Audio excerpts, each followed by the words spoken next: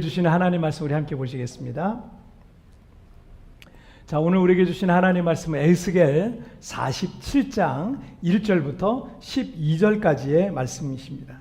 자, 오늘 우리에게 주시는 하나님 말씀은 에스겔 47장 1절부터 12절까지의 말씀. 한 절씩 교독할 때 제가 1절 먼저 봉독해 올리도록 하겠습니다.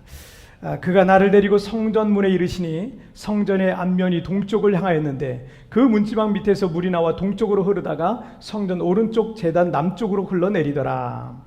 그가 또 나를 데리고 북문으로 나가서 바깥길로 꺾여 동문을 향한 바깥문에 이르시기로 본즉 물이 그 오른쪽에서 스며 나오더라. 그 사람이 손에 줄을 잡고 동쪽으로 나아가며 천척을 측량한 후에 내게 그 물을 건너게 하시니 물이 발목에 오르더니 다시 천척을 측량하고 내게 물을 건너게 하시니 물이 무릎에 오르고 다시 천척을 측량하고 내게 물을 건너게 하시니 물이 허리에 오르고 다시 천척을 측량하시니 물이 내가 건너지 못할 강이 된지라. 그 물이 가득하여 헤엄칠 만한 물이요 사람이 능히 건너지 못할 강이더라.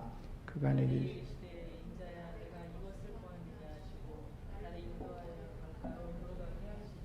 내가 돌아가니 강 좌우편에 나무가 심이 많더라. 그가 내게 이르시되 이 몸이 동쪽으로 향하여 흘러 바라바로 내려가서 바다에 이르니 그의 흘러내리는 물로 그 바다의 물이 되살아나리라.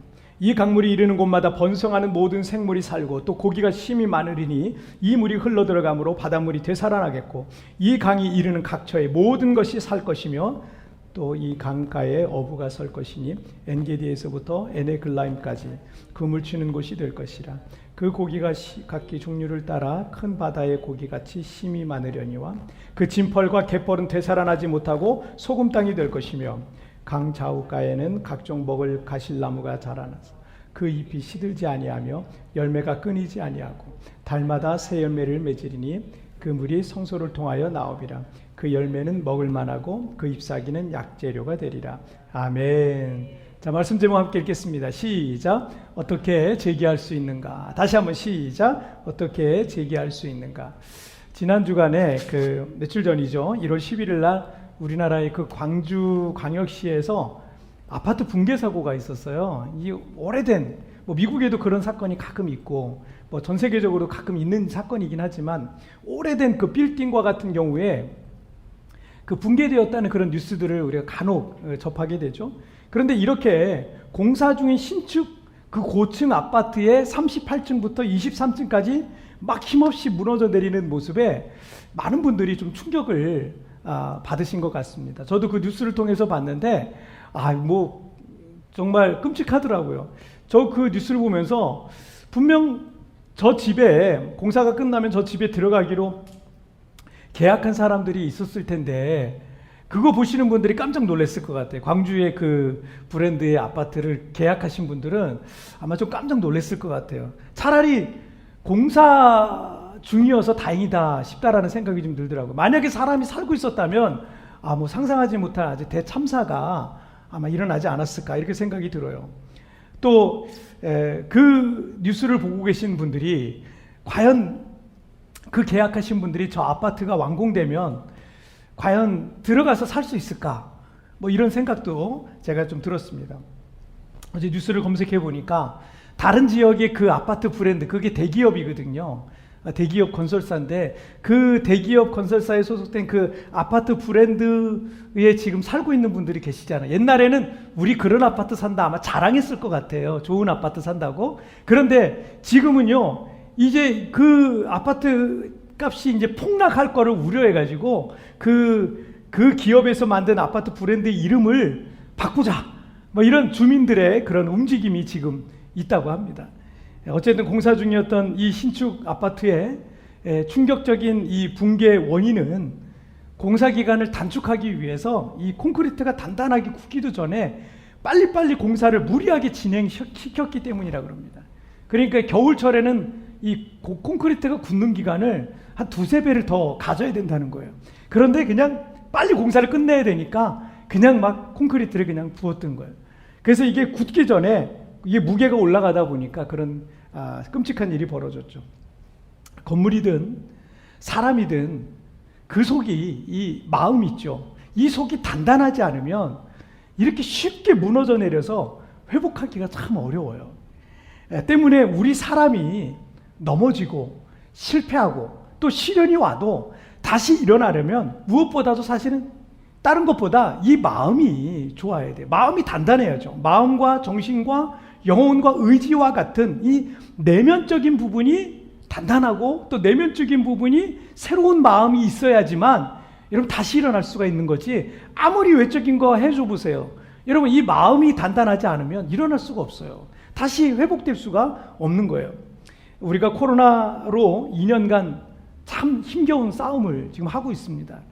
그런데 우리가 살고 있는 이 필리핀은, 특별히 우리가 살고 있는 이 세부는요, 더 힘겨운 싸움을 했거든요. 왜냐면 여기는 관광객이랑 어학연수생이 그들을 중심으로 기반으로 된 그런 어떤 교민 사회가 구성이 되어 있거든요. 그런데 이제 이 관광객과 어학연수가 2년째 지금 다 끊겼잖아요. 여기는 사실은 굉장히 심각하거든요. 그러니 여기 계신 교민들은 뭐 80, 90%가 철수했지만 남아 계신 분들도 아주 힘겨운 싸움을 하고 있는 거죠.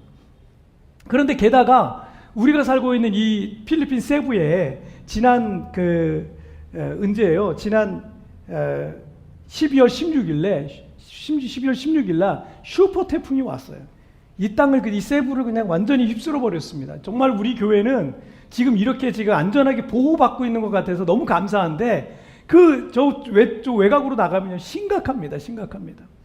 지붕이 날아가 버리고 뭐 기둥이 무너지고, 우리 교회가 3층에 있는데 이 4층만 해도 이 옆에 있는 벽이 다 뜯어져 버렸어요. 벽이 다 뜯어져 날아가고요. 지붕이 다 뜯어져 나갔어요. 창문 다 날아갔습니다. 뭐 굉장히 심각했습니다.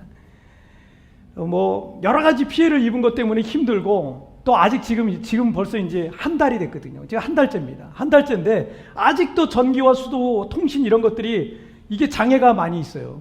아직도 이게 제대로 복구가 안 됐습니다. 지금 한 달째인데도 얼마나 그러니 이 상황이 지금 심각한 상황입니까? 그런데 그런 것들보다 더 힘든 것들 중에 하나가 뭐냐면 마음의 무너짐이에요. 마음의 무너짐. 그래 해보자, 할 수 있다라고 할 때까지는요, 그래도 좀 소망이 있거든요. 그런데 마음이 한번 이게 무너지고 나면요, 다시 일어나기가 얼마나 힘든지 몰라요. 우리 여기 있는 성도들 중에서도 그래 한번 해보자 해서 여기까지 2년 동안 버텨왔는데, 이렇게 한번 태풍이 한번 확 휩쓸고 나가면요, 마음이 한번 무너지잖아요. 그게 일어나기가 너무 어려운 거예요.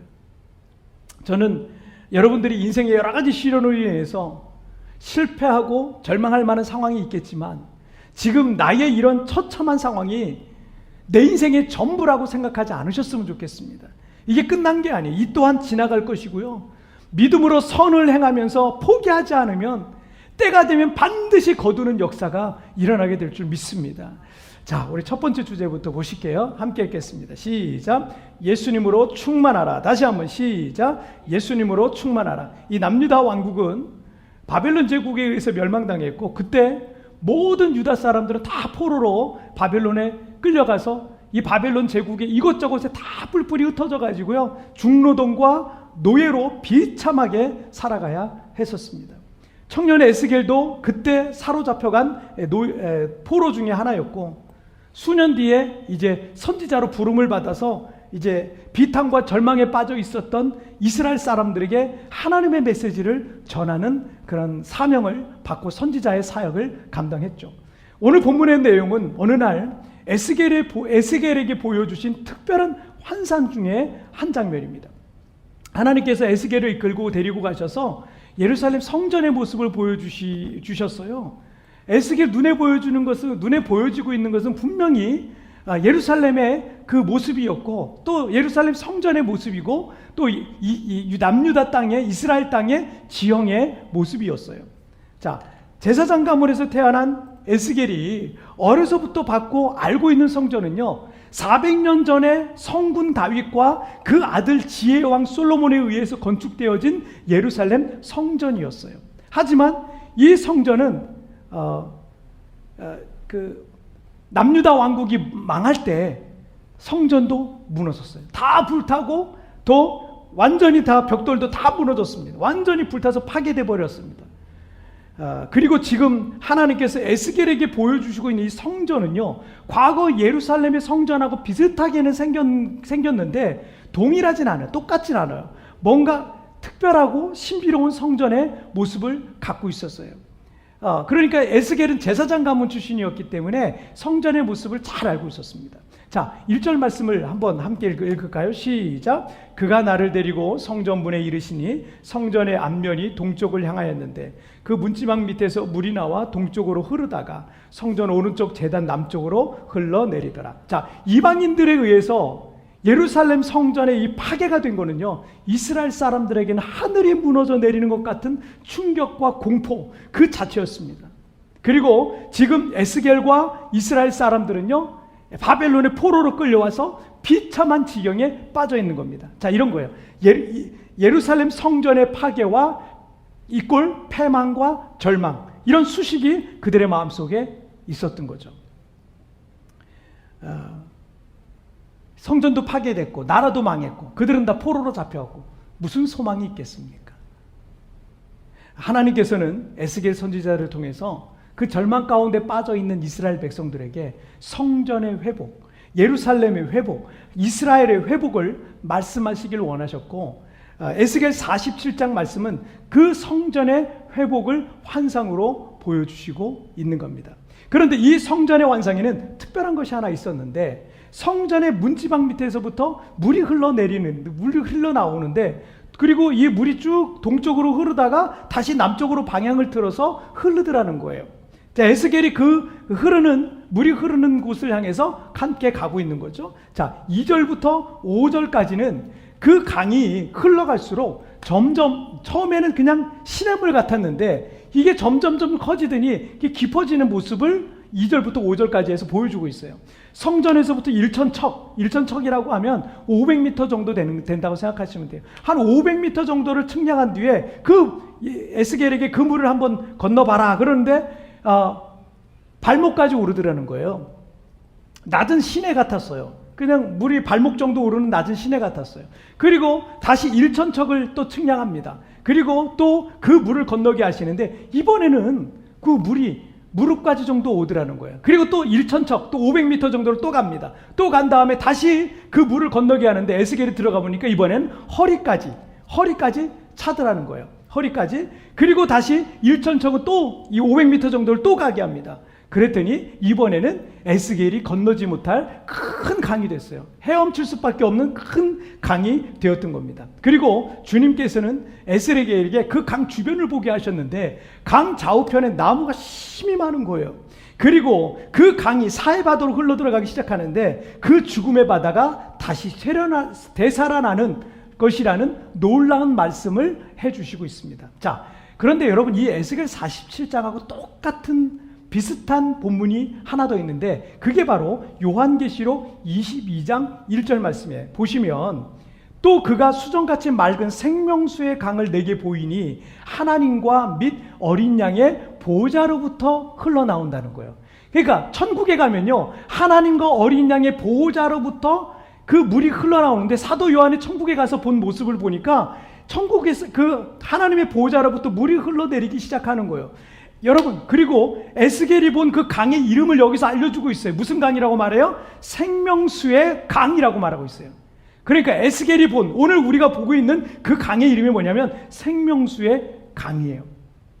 그리고 그 강은 하나님과 어린 양의 보호자로부터 흘러나왔다라는 것을 알 수가 있습니다. 자, 그래서 요한복음 7장 37절과 38절에서 예수님께서 이렇게 말씀하세요. 누구든지 목마르거든 내게로 와서 마셔라. 나를 믿는 자는 성경의 이름과 같이 그 배에서 생수의 강이 흘러나오리라 하셨어요. 즉 예수님으로 충만해질 때 우리는 더 이상 목마르지 않게 되는 그 생명수 강은 예수님을 상징하는 거예요. 예수님을 상징하는 거. 그리고 그 생명수의 강이 나를 살리고 내 영혼을 살리고 우리의 가정을 살리고 흘러가는 곳마다 다 살리잖아요. 그런 것처럼 여러분 예수님으로 충만해지는 한 영혼이 살고 예수님으로 충만해지는 가정이 살고 예수님으로 충만해지는 그런 인생들이 살아나야 될 것이다 라는 걸 말씀하시는 겁니다. 지난 주간에도 한국에 계신 성도님들로부터 몇 개의 문자를 받았어요. 어떤 성도님은 주님을 떠난 지 4, 5년 되셨다는 거예요. 4, 5년 되셨는데 하나님께서 계신 것을 믿지만 교회를 떠난 지 너무 오래되다 보니까 신앙과 점점 멀어지게 되는 그런 삶을 살게 되었다는 거예요. 돌아가야 되는데 방법도 없고 또 돌아갈 힘도 없고 이런 상태가 올해까지 2022년 새해가 됐네. 올해까지 계속 지속된다면 그 마음에 그런 마음이 있었대요. 자신 안에 있던 이 작은 신앙의 흔적마저 거품처럼 그냥 다 사라질 것 같은 그런 알 수 없는 불안한 마음이 그 마음속에 있었다는 거죠. 그런데 우리 굿모닝 체프를 통해서 가뭄 같던 자신의 상태에 단비가 내리는 것 같다고 이렇게 고백을 해주시는 말씀을 저에게 보내주셨어요. 또 어떤 성도님은 어린 시절부터 많은 상처를 받고 삶에 소망이 없이 살아가고 있고 인생은 뜻대로 되지 않아서 다 괴롭고 힘든 삶을 살고 있었다고 합니다. 삶은 공허하고 자신의 삶은 결코 변할 수 없이 그렇게 실패자와 같이 그렇게 살 것 같았다고 합니다. 하지만 우리 교회 온라인 사역을 통해서 우리 교회 온라인 예배를 통해서 예수님을 만나게 되었다는 거예요. 깊은 은혜 속에 눈물 속에 날마다 지금은 감사의 삶을 살고 있다는 겁니다. 그리고 지금도 예배를 사모하면서 기다리고 있다는 거예요. 여러분 오늘 본문인 에스겔 환상에서도 우리에게 몇 가지를 말씀하시고 있죠. 자, 그 첫 번째가 뭐예요? 첫 번째, 그 생명의 강물이 어디에서부터? 성전에서부터 시작되는 거예요. 성전에서부터. 하나님께서는 지금도 교회 공동체를 통해서 일하고 계십니다. 예수님께서 자신의 몸을 교회라고 하셨어요. 물론 지금 우리는 특별한 교회의 모습을 이렇게 정말 요즘은 메타버스라는 말이 나왔잖아요. 가상 속에서 또는 가상현실 속에서 또는 온라인 상에서 우리가 특별한 공동체를 이루어가기도 하고 있지만 예수님께서 자신의 몸을 교회라고 하셨어요. 교회. 현대교회에 많은 문제들이 있습니다. 연약한 교인들로부터 상처를 입기도 하고 인간관계 속에 상처를 입기도 하고 목회자로부터 실망을 하기도 할 겁니다. 하지만 여전히 주님은 교회를 통해서 일하고 계세요. 여러분 교회를 떠나서는 온전히 홀로 설 수가 없어요. 어쨌든 여러분 그 온라인이 됐든 또는 여러분 대면으로 됐든 여러분 그 교회에 여러분 등록이 돼서 또 그 교회 공동체에 소속이 돼서 말씀으로 누군가가 여러분을 위해서 기도해 주는 사람은 있어야 될 거 아니겠습니까? 여러분 그 온전히 여러분 공동체를 떠나서는 홀로 설 수가 없어요. 우린 그렇게 대단하지도 온전하지도 뛰어나지도 않아요. 혼자 나 해볼 수 있어. 내가 그렇게 나는 하나님과 나 사이에 단독으로 얼마든지 일어날 수 있어. 여러분 우리 그렇게 대단한 인물이 못 돼요. 목회자도 필요하고요. 때로는 나보다 믿음이 좋은 분들에게 나에게 도움을 받아야 될 필요도 있어요.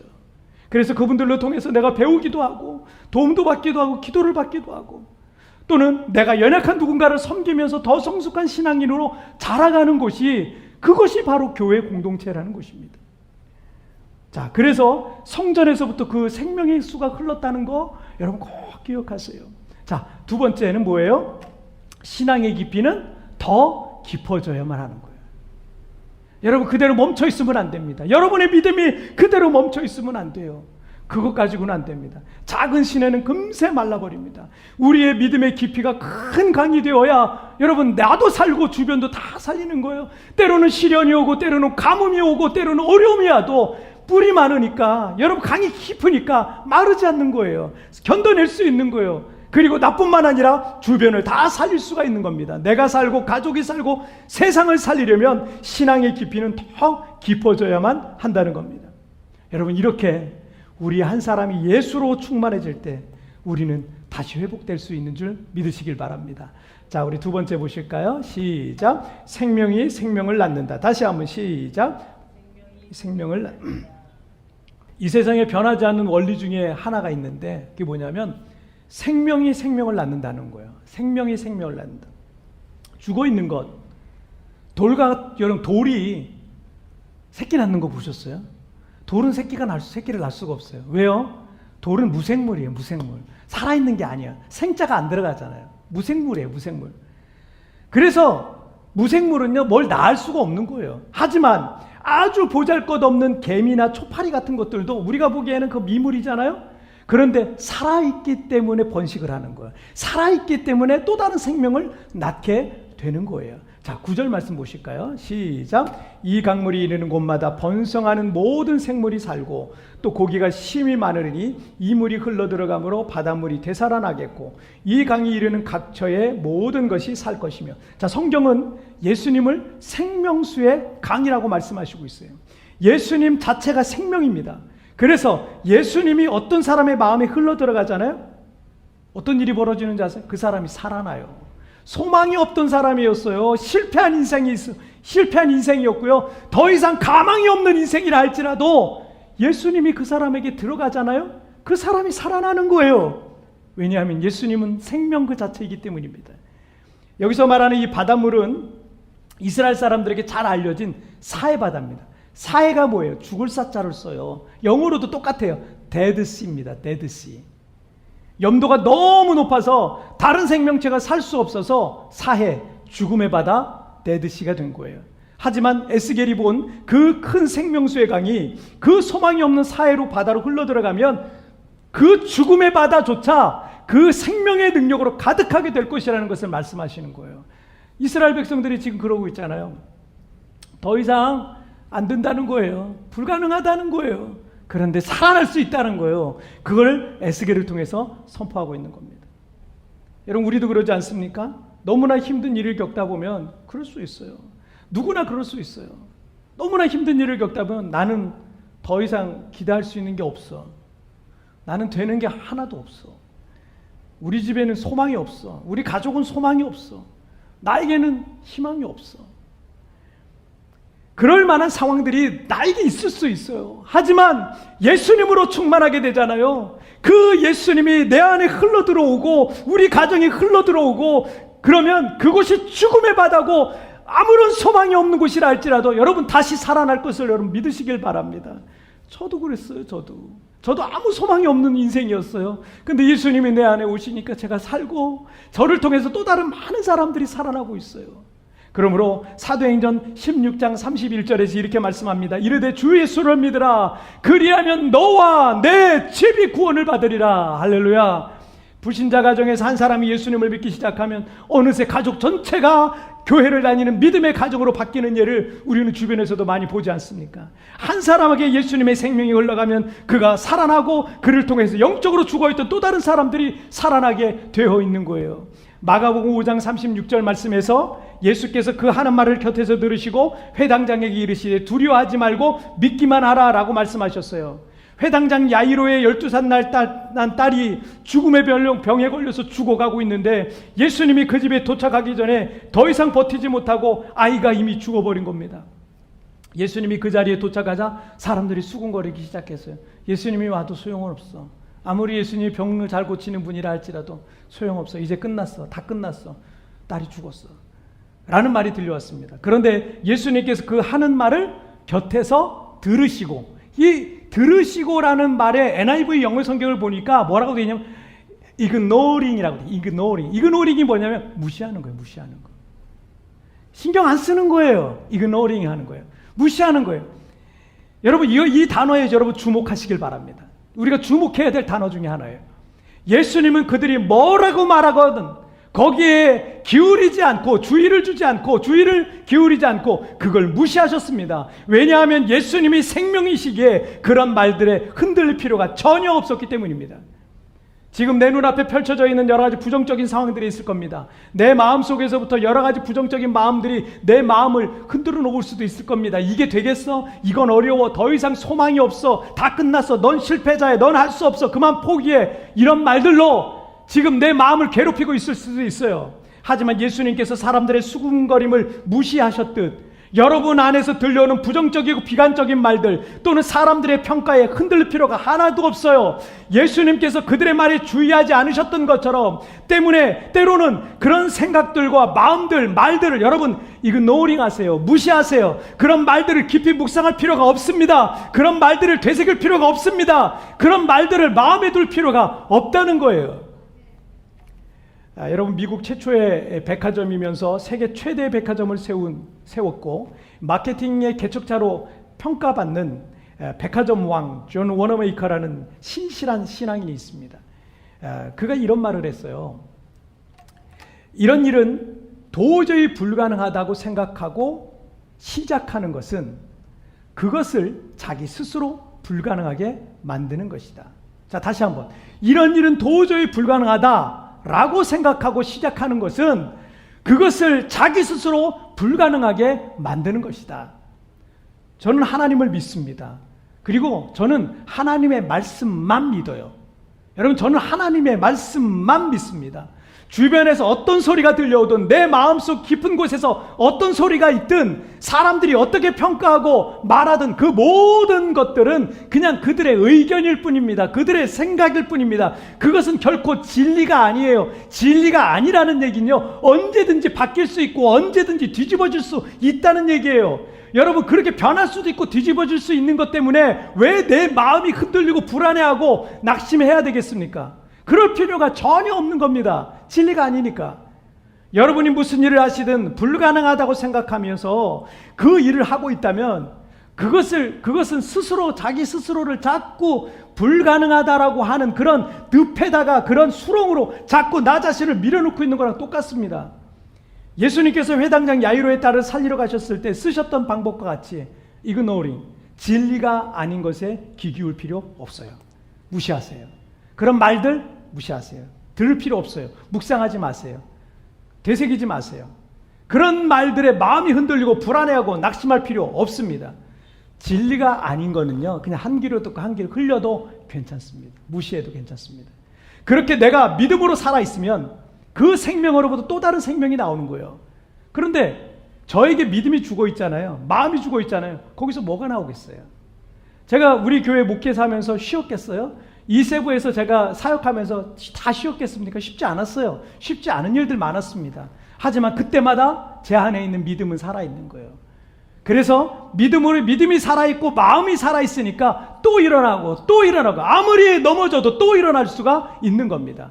다시 생명의 역사가 있는 거예요. 예수님은 생명수의 강이십니다. 예수님을 믿는 사람은 그 생명수의 강을 마시는 겁니다. 예수님을 믿는 사람에게 그 생명수의 강이 흘러들어가는 겁니다. 2000년 전이나 오늘이나 동일하게 똑같이 주님은 우리 가운데 역사하실 것입니다. 여러분, 두려워하지 마십시오. 불안해하지도 마십시오.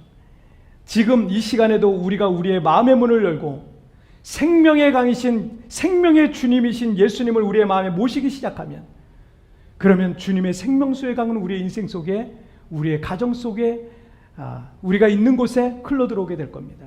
소망이 없는 내 인생이 다시 살아나게 될 거예요. 소망이 없는 우리 자녀들에게 그 흘러들어가요? 자녀들이 살아나요. 소망이 없던 우리 가정이 흘러들어가요? 우리 가정이 살아나요. 소망이 없었던 나의 기업에, 생업에 흘러들어와요? 여기 또 살아나요. 죽어있던 우리의 인생에 새로운 활력이 돌기 시작할 겁니다. 이것이 하나님이 하시는 일이에요. 할렐루야. 그래서 우리는 또 일어날 수 있는 거예요. 아무리 넘어져도 또 재기할 수 있는 것입니다. 자, 오늘 말씀 정리해 볼게요. 오늘 두 가지 말씀 나눴죠? 함께 읽겠습니다. 시작. 예수님으로 충만하라. 생명이 생명을 낳는다. 아멘.